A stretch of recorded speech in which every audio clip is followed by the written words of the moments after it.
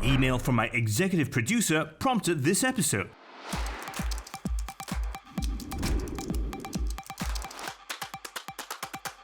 My producer did not reveal what we will be filming today, so I know she's got something sneaky planned for me. Hi, Steve. Hello. Take a seat. Yeah, what's going on here? So today you'll be going against ChatGPT in your strongest suit, English. And you'll be writing an essay based on a past year A-level general paper question. And afterwards, it will be graded. I am definitely gonna win this, for sure. Let the games begin.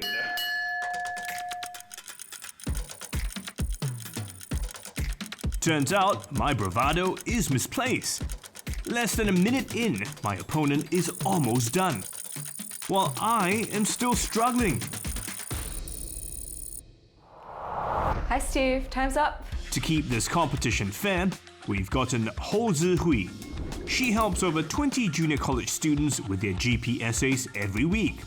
Zihui doesn't know that one of the papers is written by a machine. Okay, I'm done. So I've marked 2 essays here, one from candidate 1, one from candidate 2. I don't know which belongs to who, but I've assessed them both for content and for language, which is what we would typically look at any essay for. Which would you say was the better essay? Candidate 2 had the better essay. Firstly, in terms of content, it's more thorough than candidate 1. I think the argument is a little clearer in candidate 2, so this person would probably score a little better. I think candidate 1 clearly has a lot of personality. There are a lot of interesting rhetorical questions or idioms, but I feel like candidate 1, it wasn't very factual, it's a little bit more informal as well. So candidate 2 would score better. And candidate 1 would just fail. Yes. Yeah, but I mean, if you had to meet candidate 1 and 2, you probably think one of them would be a nicer person, right? Yeah, definitely, absolutely. Okay, so I'm biased because obviously for these two, I wrote the one for candidate 1 and candidate 2 was generated using ChatGPT. Well, sad to say, ChatGPT's essay was actually better than mine. And to think that it was only launched in November last year by OpenAI, an artificial intelligence research lab founded by prominent names such as Elon Musk. Ong Wei Ching can tell me why ChatGPT is so knowledgeable. Because she's an expert in deep neural networks, the underlying technology powering the AI chatbot. A library? I hope she's not going to make me read up on this. So why are we hanging out in a library today? Do you know why ChatGPT knows so much? I don't. Imagine, look at all the books here. Okay. ChatGPT knows it all, and even much more. The key to ChatGPT lies in the words GPT, which means Generative Pre-trained Transformers. Okay, what does that mean? It's this large language model that was trained on a vast amount of data. So it being pre-trained means that it has already studied a lot of these texts, from the articles that you read online to even human text conversations like what we are having now. So it's able to quickly pick up what it has already learned before and then generate a response to it. Yeah, is that why it sounds so natural? Yes, ChatGPT was designed to mimic the human conversation, and that's why it sounds so natural. And how is ChatGPT different from other chatbots? ChatGPT is able to think very creatively out of the box. Okay. I've tried to use it to write songs. Other chatbots has a fixed set of answers that it will give you. For ChatGPT, it's able to understand any question that you ask or even a statement, and then give you a response based on this context. So you can write scripts, poems, even essays. So speaking of essays, I actually recently wrote one and competed against ChatGPT. My question is, how much smarter is ChatGPT compared to us human beings? Oh, ChatGPT is so much smarter than all of us. It knows so much facts. Imagine whatever you can find on the internet, it knows it all. And more than just that, it's able to give you responses very fast in a matter of seconds. So you all heard Wei Ching saying that ChatGPT can do creative content, right? So my job as a producer is to research, write and direct the episode. But I was thinking, if I could make my job easier, outsource the scripting to ChatGPT in the name of experiment, of course, and see if ChatGPT can churn out a better script.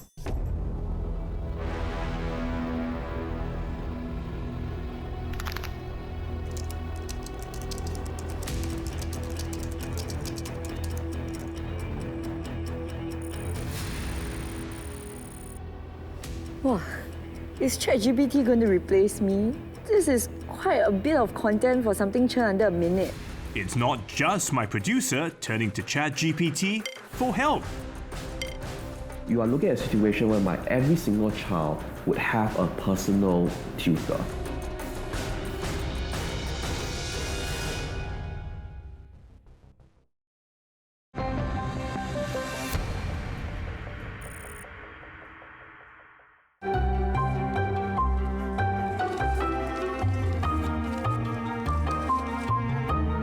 Okay, rolling.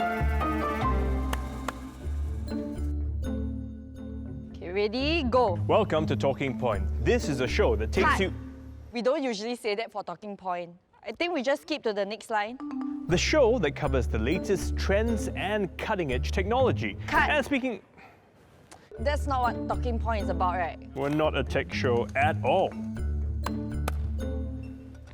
Ready, go. It's a chatbot that is taking the world by storm. This week we focus on chat. Welcome to Talk. Cut. Now here's an episode Cut. of technology. Cut. But can ChatGPT really replace human interaction? Cut. I don't know. I don't think this script is working out.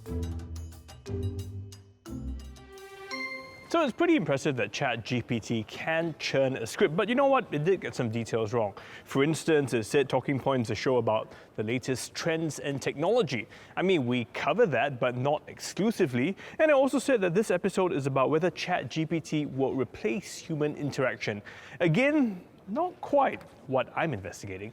If you recall, this is the assignment.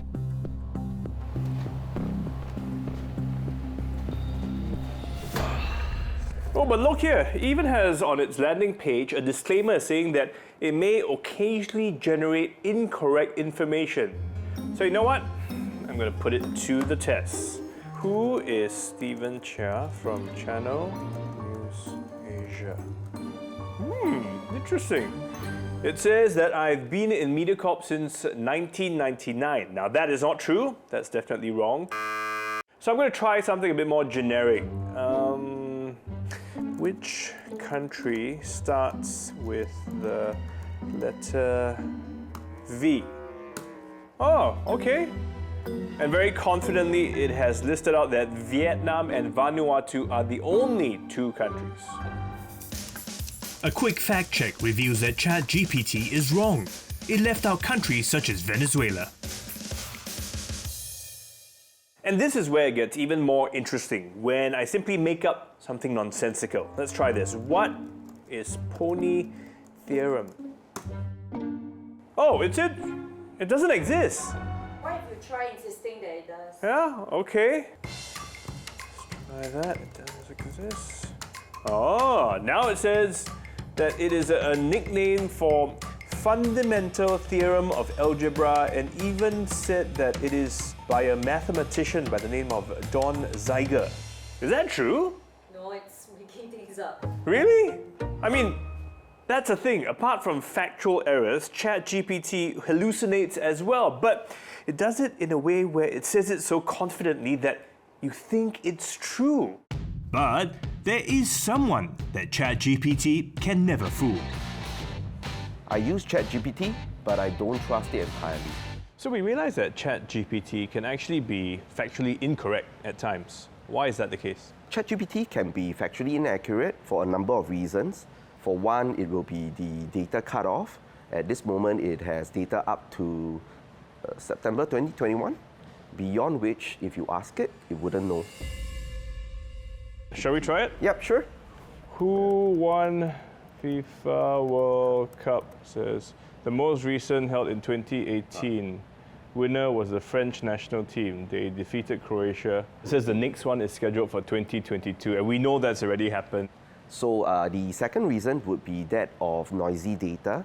What I mean by noisy data is data that are inaccurate in a certain domain and too much of it. ChatGPT may not be able to produce prediction that's correct. Third reason would be the case where there's a lack of data. So I came up with a random phrase, I gave it to ChatGPT, and I insisted that it was correct, and it gave me something in the end.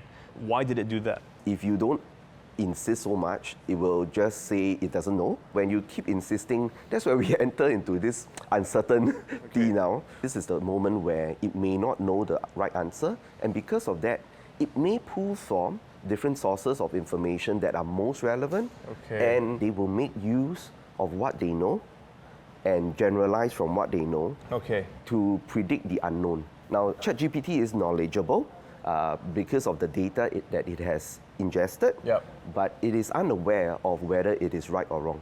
Will there come a point in the future where we can rely on what is being said? We can't say for sure. It really depends on how much data in that domain has been used to train, and if it has ingested enough. But so in other words, one day it could sort of build up their database where they can actually be giving you correct factual information. Or I would say near correct, because there's no way to guarantee that it will always be correct. Turns out, ChatGPT might be an unreliable narrator at times, because it was never trained to recognize what is the right answer. But this has not stopped the education sector from leveraging the technology. From schools to enrichment centers. We've integrated ChatGPT into our Chinese learning platform, and we're the first in Singapore to do that. So how has ChatGPT, helped with your students' learning of their mother tongue? We actually have an online learning platform called Vocab King, where kids can actually revise Chinese via games and short questions. And one of the things that we found was that kids get very frustrated whenever they face troubles with a question and they get stuck. So we integrated ChatGPT such that whenever a child gets a question wrong, the system will actually send the question together with the child's answer as well as previous record of his answering history to ChatGPT, who will process all the information and then generate a real-time explanation as to why his answer is wrong and how he can do better. Do you want to give it a try? Yeah, sure. Why not? Okay, so I get a question here. Okay, we've got 妈妈 something 下一些钱给我. So it's an incorrect answer. So you can just select any word to see its meaning. But let's say you wanted to get a full explanation. You click on the Ask AI button. Okay, so really what it does is it goes on to explain what the correct answer is. Exactly. But it's more like, I already understand the words, but I still do not understand why this particular answer is not correct. So clicking on Ask AI will give you that sort of like tutor-like explanation. And the AI behind this is none other than ChatGPT. The answers are all in English. Yes. We've actually chosen to use it in English because for many students, they are actually struggling with Chinese. Right. If you provide them a paragraph of Chinese words, they're not going to read it. But surely this is something you could have done on your own. You could have inbuilt prepared answers for the kids to look at, right? If you look at some subjects like math, simple topic like addition, you could create a generic explanation and have it fit like 100 kind of addition questions. But that doesn't work for languages whereby every single question is unique. Depending on the complexity of the question, it can take me anywhere between 15 to 30 minutes to come up with explanations for all the choices in the question. So this is a example of just a multiple choice questions with 4 choices. So imagine now if you had like 30,000 questions. Right. It takes me a lot of brain power to come up with good explanations that a child can understand. Okay, so it's saving you a lot of time. But the thing is, we know that ChatGPT can be wrong sometimes. So how are you addressing that? We actually have a human team that actually looks through like the explanations and make sure that 1, they're correct, and 2, they're suitable for young kids. And have you seen improvement in your students after you incorporated ChatGPT into the game? For sure. We tried it out on about a few hundred primary school students. The main feedback has been that the kids are no longer feeling as stuck. They actually get motivated. As ChatGPT improves, you are looking at a situation whereby every single child would have a personal tutor. And that would transform the way that education is done. Just when you think ChatGPT's capabilities have been maximized, others are foreseeing this. You could ask ChatGPT to book flights for you.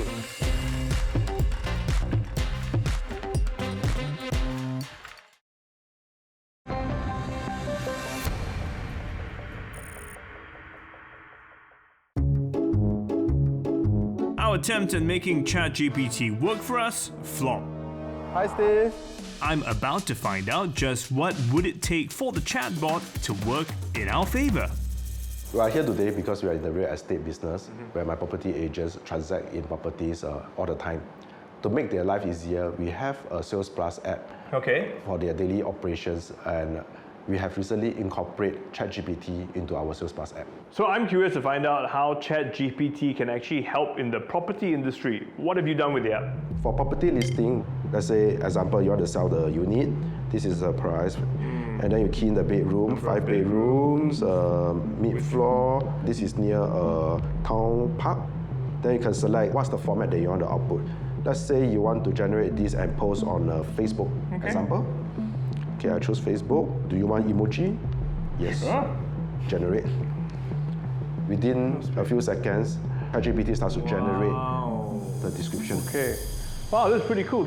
And it's worded in a way that is really as if someone wrote it. The biggest strategy is actually prompt engineering. What is prompt engineering? Prompt engineering is the way where we structure the questions to ask ChatGPT. So essentially, this prompt engineering is very important because how good a reply you get from ChatGPT depends on how the question is asked, right? Definitely. In order for us to garner a good response from the chatbot, we need to first ask good questions. This might be the key to getting a better talking point script from ChatGPT. My producer and I decided to get some help crafting those prompts. Patrick Sim has been helping businesses incorporate ChatGPT into their chatbots. So the first tip is to really add context and specificity to the prompts.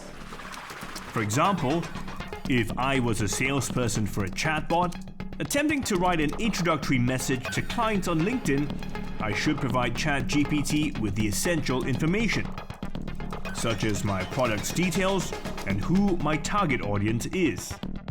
So the second tip is few-shot prompting, where you give some examples to ChatGPT. This is different from zero-shot prompting, where you just ask a question to ChatGPT without giving it any examples. Or one-shot prompting, where you give one example to ChatGPT.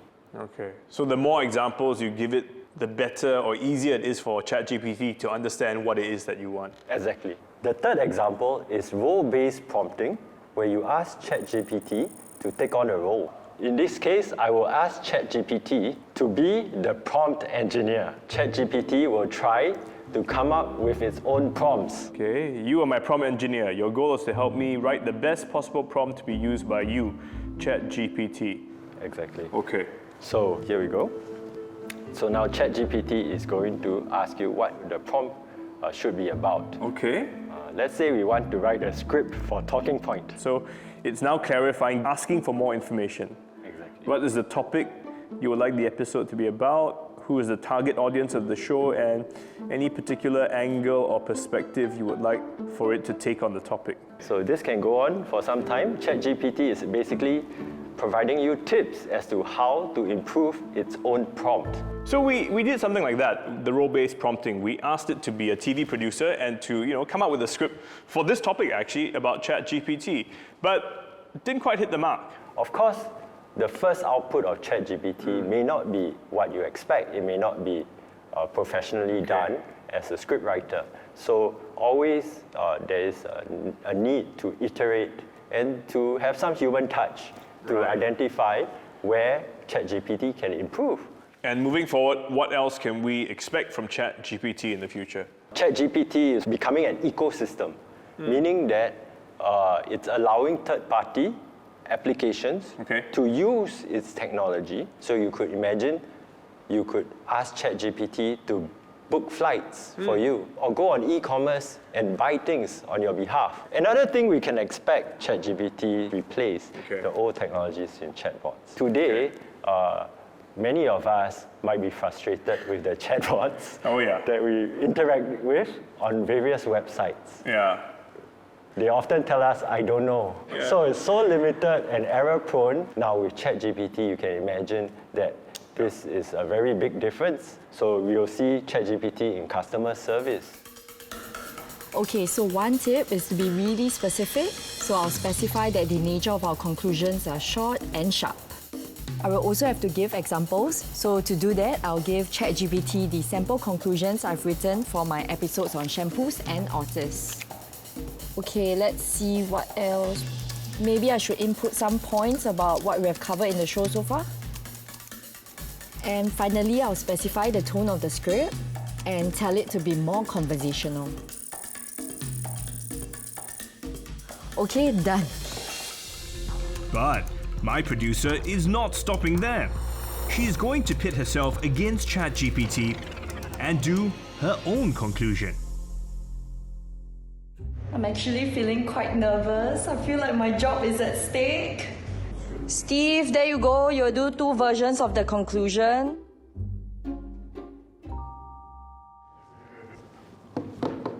Okay, Steve, ready? All right.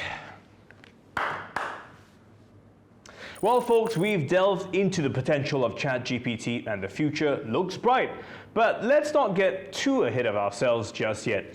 As we've discovered, ChatGPT might still have some factual inaccuracies to work out. So while we're excited to see what the future holds, we'll have to wait and see if ChatGPT can truly script a full show on its own. Maybe one day we'll have a robotic co-host. But for now, I think I'll stick with my human counterparts. ChatGPT's abilities really got my hopes up. I mean, for a bot to do almost everything for us does seem pretty cool. But is it really that good? Well, for now, even with its limitations, it's still impressive. What I've learned is that we can't completely rely on the machine to do the work for us though, but it can surely optimize our learning and the way we work by using the right prompts to get the answers we want. So, which do you think is the better conclusion? Let us know.